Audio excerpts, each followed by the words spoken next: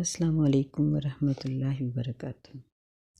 نحمدہ ونصلی علی رسولہ الکریم، اما بعد، اعوذ باللہ من الشیطان الرجیم، بسم اللہ الرحمن الرحیم۔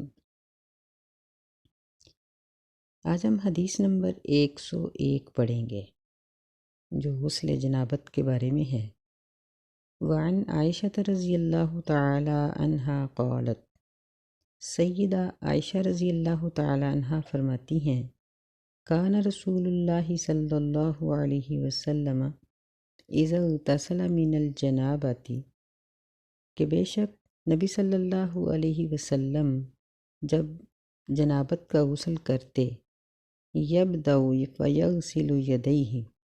تو آپ اس طرح شروع فرماتے کہ بس آپ اپنے دونوں ہاتھوں کو دھو لیتے، ثم یفرغ بیمینہ علی شمالہ، پھر آپ دائیں ہاتھ سے چلو بھر کے بائیں ہاتھ پر پانی ڈالتے، فیغسل فرجہ، اور اپنے سطر کو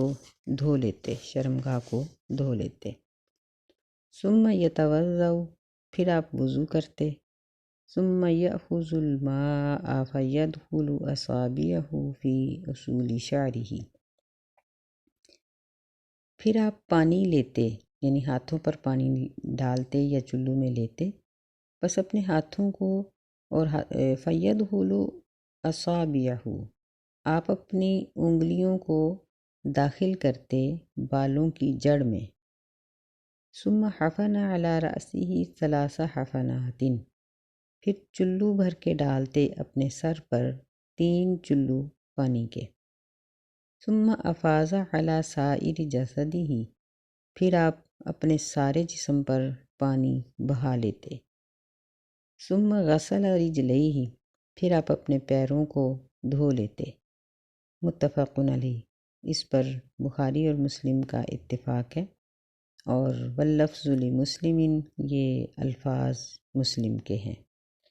ولہما فی حدیث میمونہ، اور ان دونوں میں یعنی بخاری اور مسلم دونوں میں سیدہ میمونہ رضی اللہ تعالی عنہا سے مروی ہے، وہ کہتی ہیں، ثم افرغ علی فرجہ، پھر آپ اپنے سطر پر پانی ڈالتے، وغسلہ، اور اسے دھو لیتے، بشمالہ، بائیں ہاتھ سے، ثم ضرب بہ الارض، پھر اپنا ہاتھ زمین پر مارتے، یعنی مٹی لگانے کے لیے، وفی روایت، اور ایک روایت میں ہے، فمسحھا بالتراب، کہ آپ اپنا ہاتھ مٹی پر ملتے، وفی آخرہ، اور اس کے آخر میں یہ الفاظ بھی ہیں، ثم اتیتہ بالمندیل فردہ، پھر میں آپ کے پاس تولیہ لائی تو آپ نے لوٹا دیا، وفیہ، اور اس میں یہ الفاظ بھی مذکور ہیں، وجعل ینفض الماء بیدہ، کہ آپ اپنے ہاتھ سے پانی کو جھاڑنا شروع ہو گئے۔ تو یعنی ایک حدیث سے نہیں بلکہ مختلف احادیث سے یہاں غسل کا طریقہ ذکر کیا گیا ہے، اور بعض دوسری احادیث میں اس سے بھی زیادہ تفصیل آ جاتی ہے۔ تو یہاں یہ بات سب سے پہلے سمجھنی چاہیے کہ اگر ایک مرد عورت غسل جنابت یا عورت غسل حیض شریعت کے بتائے ہوئے اس طریقے کے مطابق نہیں کرتی، تو چاہے وہ نہر سے غوطہ لگا کر نکل آئے، وہ پاک نہیں ہو سکتی، کیونکہ نبی صلی اللہ علیہ وسلم سے پاکیزگی کا یہی طریقہ ذکر کیا گیا ہے، جسے ہم اب اپنے لفظوں میں صاف طور پر ذکر کریں گے تاکہ سمجھنے میں آسانی ہو جائے۔ کہ سب سے پہلے یہ بات ہے کہ اپنے ہاتھوں کو دیکھا جائے کہ وہ صاف ہیں یا صاف نہیں ہیں، اگر پاک ہیں تو پھر بھی، اگر نہیں پاک تو ان کو بڑے احتیاط کے ساتھ اچھی طرح سے دھو لیا جائے۔ پھر اپنی شرمگاہ کو بائیں ہاتھ سے دھویا جائے۔ آج کل جس طرح شاور ہیں، ٹوٹیاں ہیں، تو یہاں جو طریقہ اس میں مذکور ہے وہ یہ ہے کہ بھرے ہوئے ٹب سے کس طرح غسل ہو۔ تو بھرے ہوئے ٹب سے غسل کرنے کے لیے پہلے ہاتھوں کو دھویا جائے، پھر دائیں ہاتھ سے بائیں ہاتھ پر پانی ڈال کر سطر کو دھویا جائے، اگر ٹوٹی ہے یا شاور ہے تو اس کو آپ دائیں ہاتھ سے پکڑ لیں اور بائیں ہاتھ سے اچھی طرح سے مل کے اپنا سطر آگے پیچھے سے پورا دھو لیا جائے، اور جہاں جہاں ہمیں شک ہو کہ جسم کا حصہ ناپاک ہے اس کو بھی ناپاکی کو اچھی طرح سے زائل کر لیا جائے۔ پھر اس کے بعد مٹی کے ساتھ، یا آج کل جس طرح مٹی موجود نہیں ہو سکتی، ناممکن ہے، تو صابن کے ساتھ اپنے ہاتھوں کو اچھی طرح سے دھو لیا جائے تاکہ دونوں ہاتھ پاک ہو جائیں۔ پھر 3 مرتبہ کلی کی جائے، اور ساتھ ہی ناک میں بھی پانی ڈال کے جھاڑ لیا جائے گا وضو کی طرح ہی۔ پھر وضو کی طرح ہی 3 مرتبہ اپنا منہ دھو لیا جائے گا، اور 3 مرتبہ بازو کوہنیوں سمیت دھو لیے جائیں گے۔ پھر سر پر مسح کرنے کی بجائے گیلے ہاتھوں سے، یعنی اچھی طرح ہاتھوں کو بھگو کے اپنے ہاتھوں کی انگلیاں سر کے بالوں کے اندر داخل کر کے ملا جائے، کیونکہ سر جسم کا سب سے گرم ترین حصہ ہے، تو سر میں یکدم پانی نہیں ڈالنا چاہیے، بلکہ یہ بہترین طریقہ ہے جو نبی صلی اللہ علیہ وسلم نے بتایا کہ انگلیوں سے سر میں مساج کیا جائے، یعنی اچھی طرح ملا جائے حتیٰ کہ جلد ساری کی ساری گیلی ہو جائے۔ پھر 3 چلو پانی کے بھر کر، یعنی باری باری اپنے سر پر ڈال کے ان کو اچھی طرح سے بالوں کو مل لیا جائے۔ ممکن ہے کہ سارے بال گیلے ہو جائیں، اگر نہیں ہوئے تو عام پانی یعنی کھلا پانی ڈال کے سر اچھی طرح سے دھو لیا جائے۔ بے شک صابن شیمپو استعمال کریں یا نہ کریں، پانی سے جب اپنے بال اچھی طرح سے دھو لیے جائیں گے تو وہ پاک ہو جائیں گے۔ چونکہ عورتوں کے بال لمبے ہوتے ہیں، اس لیے ان کو بالوں کو سمیٹنا بھی پڑے گا کہ وہ بالوں کو اچھی طرح سے دھوئیں، پھر بالوں کو سمیٹ لیں۔ سمیٹ لینے کے بعد پھر اپنے جسم کی دائیں جانب سے شروع کریں، یعنی دائیں کندھے سے، پھر بائیں کندھے سے، پھر اسی طرح دائیں ٹانگ بائیں ٹانگ ساری دھو لیں۔ یہ 3 مرتبہ سارا جسم دھویا جائے۔ یہ سب سے یعنی بہترین طریقہ ہے کہ سارا جسم اچھی طرح سے پہلی دفعہ خاص طور پہ اچھی طرح سے مل کے دھوئیں، اور پھر 2 مرتبہ بے شک پانی بہا لیں یا ہاتھ مار کے مل لیں۔ پھر اپنی جگہ کو تھوڑا سا بدل لیں یا رخ بدل لیں، کیونکہ سنت طریقہ یہی ہے۔ دراصل ان دنوں یہ غسل خانے یعنی کچے ہوتے تھے، فرش تو نہیں ہوتے تھے نا، تو اس لیے جہاں پانی کچی جگہ پر کھڑا ہوتا ہے وہاں چھینٹ پڑنے کا امکان ہوتا ہے، اس لیے نبی صلی اللہ علیہ وسلم نے اپنی جگہ بدل لی یا رخ بدل لیا۔ تو آج کل اگرچہ یہ مشکل تو نہیں ہے، لیکن سنت کے مطابق ایسے ہی کر لینا چاہیے کہ تھوڑی جگہ بدل کے، چاہے بالکل معمولی سا اپنی جگہ سے ہل جائیں۔ پھر دونوں پیروں کو وضو کی طرح ہی انگلیوں میں اچھی طرح خلال کر کے 3 مرتبہ دھو لیا جائے۔ یہ غسل جنابت مکمل ہے اور یہی غسل حیض ہے۔ تو اگر اس طریقے سے غسل نہ کیا جائے، ویسے ہی سارے جسم پر پانی بہا لیا جائے، تو اس سے پاکیزگی حاصل نہیں ہوتی۔ جو لوگ اس طرح کرتے چلے آ رہے ہیں ان کے لیے یہ کافی ہے کہ وہ اپنی پچھلی زندگی پر اللہ تعالیٰ سے توبہ کریں، معافی مانگ لیں، اور آئندہ غسل کا یہ طریقہ اختیار کریں، کیونکہ یہی مسنون ہے۔ پھر اس حدیث کے آخر میں یہ ذکر آتا ہے کہ ثم اتیتہ بالمندیل، پھر میں آپ کے پاس تولیہ لائی لیکن آپ نے اس کو لوٹا دیا۔ تو ایک اور حدیث سے یہ بات ثابت ہے کہ آپ نے کپڑے کے ٹکڑے سے اپنے جسم مبارک کو صاف کیا،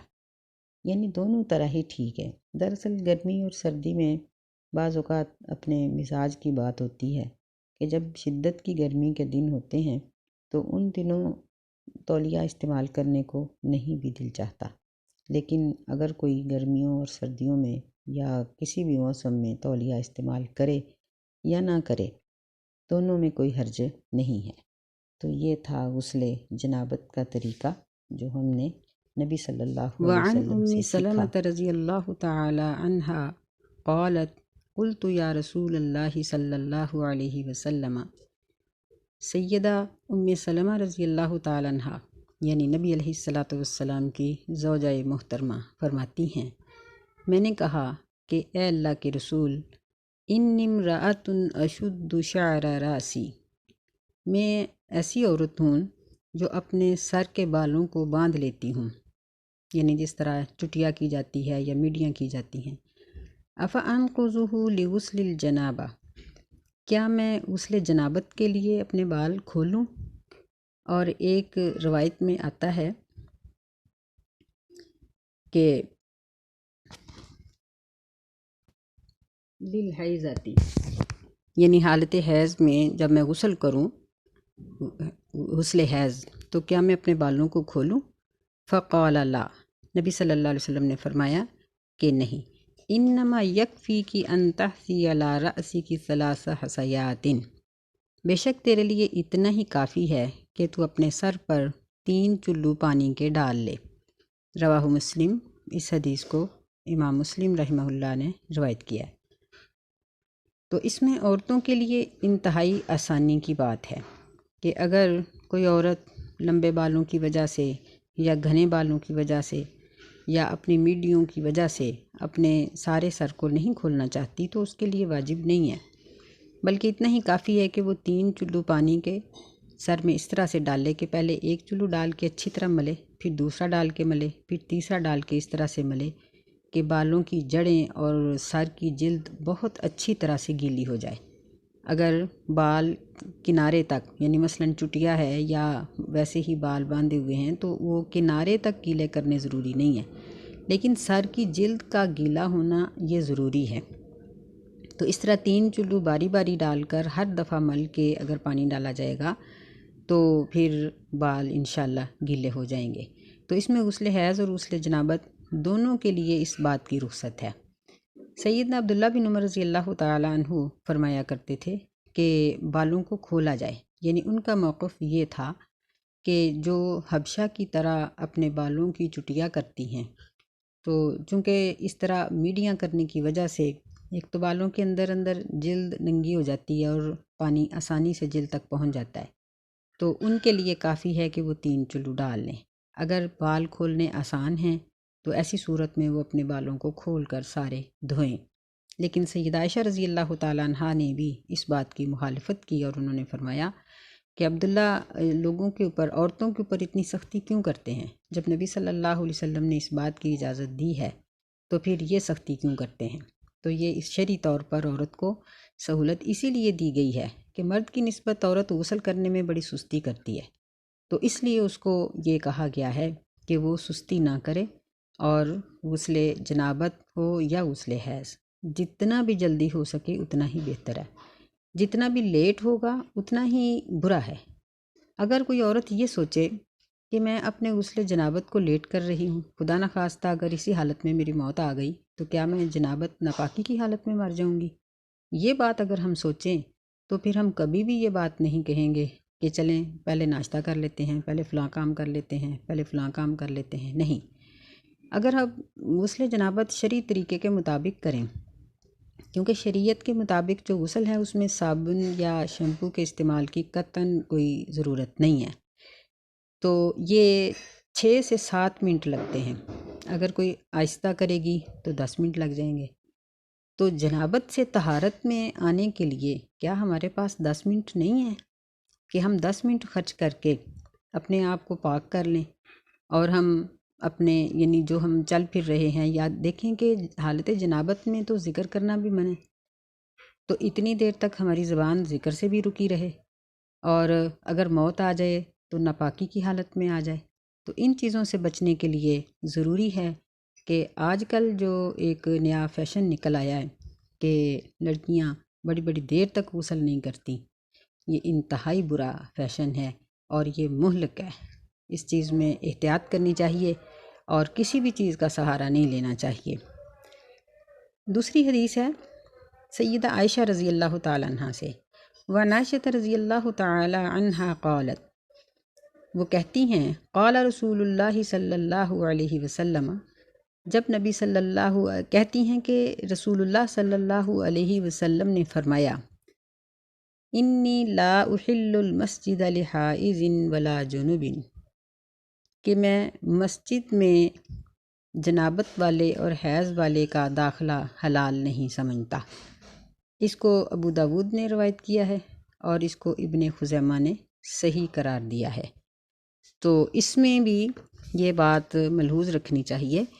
کہ اگر بعض مسجدیں ایسے راستے پر بنی ہوں کہ جہاں دوسرے گلی میں یا دوسری جگہ پر جانے کے لیے متبادل راستہ ہی نہیں، تو ایسی صورت میں یہ لوگ گزر سکتے ہیں۔ یا یہ ہے کہ اگر کسی کو سونے کی حالت میں ناپاکی آ جائے، جنابت ہو جائے، یا مسجد میں بیٹھی ہوئی خاتون کو حیض آ جائے، تو وہ ظاہر ہے کہ گزر کر ہی نکلے گی۔ اس کے علاوہ بلا وجہ مسجد میں داخل ہونا منع ہے۔ آج کل بعض لڑکیوں کو دیکھا جاتا ہے کہ وہ بعض الٹی سیدھی باتوں کا سہارا لے کے مسجد کے اندر تک چلی جاتی ہیں کہ جی ہم نماز تراویح کی تلاوت سننے کے لیے آئی ہیں، ہمارے پارے کا ناغہ ہو جائے گا یا کچھ۔ تو ایسی عورتوں کو اچھی طرح سے یہ بات ذہن نشین کرنی چاہیے کہ نبی صلی اللہ علیہ وسلم نے فرمایا کہ میں ان لوگوں کے لیے مسجد کو حلال ہی نہیں سمجھتا، یعنی جائز ہی نہیں کہ یہ لوگ مسجد میں آئیں، کیونکہ اس کے تقدس کے یہ سراسر خلاف ہے۔ وعنہا، اور انہی سے روایت ہے، یعنی سیدہ عائشہ رضی اللہ تعالیٰ عنہ سے ہی، قالت، وہ کہتی ہیں، کنت اغتسل، کہ میں غسل کرتی تھی، انا و رسول اللہ صلی اللہ علیہ وسلم من اناء واحد، میں اور رسول اللہ صلی اللہ علیہ وسلم ایک ہی برتن سے ہم غسل کرتے، تختلف ایدینا فیہ من الجنابہ، تو اس میں ہمارے ہاتھ مختلف ہو جاتے تھے اور ہمارا یہ غسل جنابت کا ہوتا تھا۔ یعنی مختلف ہونے کا مطلب یہ ہے کہ ایک مرتبہ وہ چلو بھرتے اور ایک دفعہ میں، یا مثلاً ڈونگا رکھا ہوا ہے تو ایک دفعہ وہ بھر لیتے اور ایک دفعہ میں بھر لیتی تھی اور ہمارا یہ غسل جنابت ہوتا تھا۔ متفق علیہ، یہ بخاری اور مسلم کی روایت ہے۔ وزاد ابن حبان، اور ابن حبان نے یہ الفاظ زیادہ کیے ہیں، وتلتقیہ، کہ ہمارے ہاتھ ایک دوسرے سے ٹکرا بھی جاتے تھے۔ تو معلوم ہوا کہ اس طرح سے غسل کرنا میاں بیوی کا بھی درست ہے۔ وعن ابی ہریرہ رضی اللہ تعالی عنہ، سیدنا ابو ہریرہ رضی اللہ تعالی عنہ سے روایت ہے، کہتے ہیں، قال رسول اللہ صلی اللہ علیہ وسلم، کہ رسول اللہ صلی اللہ علیہ وسلم نے فرمایا، ان تحت کل شعرۃ جنابۃ، کہ ہر بال کے نیچے جنابت ہے، فاغسلوا الشعر، تو بالوں کو اچھی طرح سے دھو لو، وانقوا البشر، اور جلد کو، چمڑے کو اچھی طرح سے مل لو، یعنی مل کے دھو لو۔ رواہ ابو داود و ترمذی، اس حدیث کو ابو داود نے، ترمذی نے روایت کیا ہے، اور وضعفاہ، ان دونوں نے یہ کہا ہے کہ یہ حدیث ضعیف ہے۔ ولی احمد عن عائشہ رضی اللہ تعالیٰ عنہ، اور احمد نے، یعنی امام ابن احمد نے اس کو عائشہ رضی اللہ تعالیٰ عنہ سے روایت کیا ہے اسی طرح ہی۔ وفیہ، اور اس میں یہ لفظ بھی ہیں کہ وفیہ راو مجہول، یعنی اس کی جو سند ہے، عائشہ رضی اللہ تعالیٰ عنہ کی روایت کی سند ہے، اس میں بھی ایک راوی مجہول ہے۔ تو اس کا مطلب یہ ہے کہ فی نفسہ ہی یہ حدیث ضعیف ہے، اس کا ایک راوی دوسری سند سے بھی مجہول ہے، لیکن باقی احادیث سے ہمیں یہ بات معلوم ہوتی ہے کہ غسل جنابت انتہائی احتیاط کے ساتھ کرنا چاہیے کہ جسم کا کوئی بھی حصہ خشک نہ رہے اور پورے جسم کو اچھی طرح سے دھو لیا جائے۔ لیکن اگر کوئی شخص زخمی ہے یا اس کے جسم کا کوئی ایسا عضو، مثلاً خدا نخواستہ کوئی چوٹ لگی ہوئی ہے، یا کوئی بعض اوقات کوئی ایسا زخم یا کوئی پھوڑا پھنسی نکلا ہوا ہوتا ہے اور اس کے اوپر کوئی وہ پٹی لگی ہوئی ہے یا اس طرح سے اس کو باندھا ہوا ہے، تو اس کو کھولنے سے بچنا چاہیے۔ یعنی اس کو کھولنا ضروری نہیں ہے، بلکہ اس کی پٹی کے اوپر سے مسح کر لیا جائے اور اس کو ایسے طریقے سے بچا لیا جائے کہ اس کے اندر پانی جا کر وہ زخم خراب نہ ہو۔ تو باقی پورے جسم کو اچھی طرح سے دھونا تمام احادیث سے ثابت ہے۔ اللہ تعالی ہمیں طہارت حاصل کرنے کی توفیق عطا فرمائے اور ہمیں پاکیزگی کے ساتھ محبت کرنے کی توفیق دے، ہمیں یہ شوق عطا کرے کہ ہم ہر وقت اپنے آپ کو پاک رکھنے کی کوشش کریں۔ آمین۔ السلام علیکم ورحمۃ اللہ وبرکاتہ۔